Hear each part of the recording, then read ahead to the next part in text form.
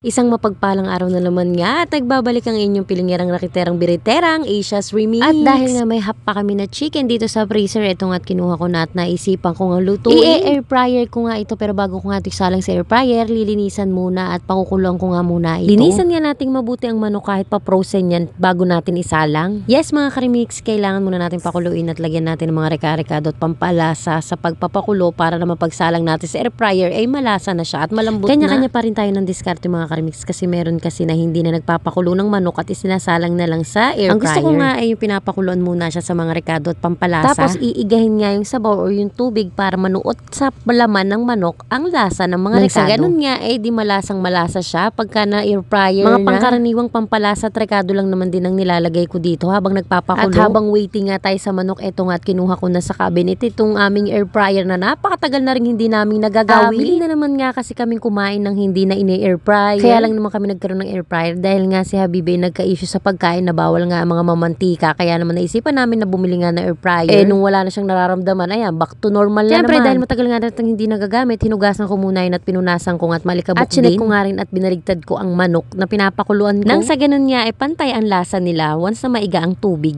or sabaw. Maraming luya nga akong inilagay dito dahil gustong gusto ko yan, lalo na pag maiga-iga na yung sabaw. At maya-maya pa nga eto at mukhang okay-okay na nga ang manok. At bago ko nga ilipat or ilagay sa air fryer ang manok, inilagyan ko nga muna ng air fryer paper liner itong air fryer. Ano daw? Sige lang girl, kaya mo yan. At nagkakanda bulol-bulol na nga. Noong una nga mga karimix, hindi ako gumagamit ng air fryer paper liner. Nung nararamdaman ko nahihirapan ako maghugas nitong pan ng air fryer, ayan, naisipan ko nang bumili. Di ang gaan-gaan na ng paghuhugas ko. At mas komportable nga ako kasi mga manti-mantika magtututulo na lang siya dyan sa air fryer paper liner. At after ko nga mailagay ang paper liner, eto nga at inlilipat ko na nga itong manok. Ay, nangahulog pa nga.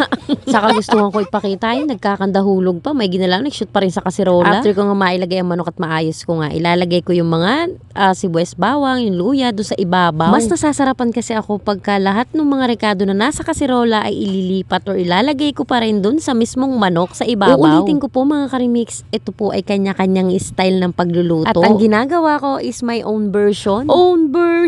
English yun. Kayo ba mga karimix, paano kayo magluto ng manok sa air fryer? At for sure, may mga sariling version din kayo. I-share nyo naman sa akin. At i-comment below nyo nga sa mismong video. Nang magaya ko nga. At after ko nga mailagay at may saayos, binudburan ko pa rin siya ng paminta at konting asin sa ibabaw. At saka ko nga siya isasalang sa air fryer. At dahil gusto ko nga ito tostado at medyo parang sunog ang ibabaw, itotodo ko to. At sumang-ayo naman si Habibi. Namusuhan ko nga lang to mga karimix at nag-crave talaga ako sa chicken. At since hindi na nga rin namin nagagamit ang air fryer namin, kaya naman ginamit ko na ulit at baka kasi masira lamang sa taguan. Kalimitan kasi ang mga gamit na sisira yan pag nakatago lang. Sinong relate? Yung atikanang gamit tas hindi naman laging ginagamit. At back to chicken nga tayo mga karimix. Chinek ko nga ang chicken pero medyo parang hindi pa ako satisfied sa pagkaka-brown niya ng ibabaw. Kaya naman binalik ko nga ito ulit at ito nga at binalikan ko na ulit at ito na nga ang final. Talaga namang matatakam ka sa itsura at sa maaamoy mo. At siguradong mapaparami na naman ang kain ko mga karimix dahil talaga namang gutom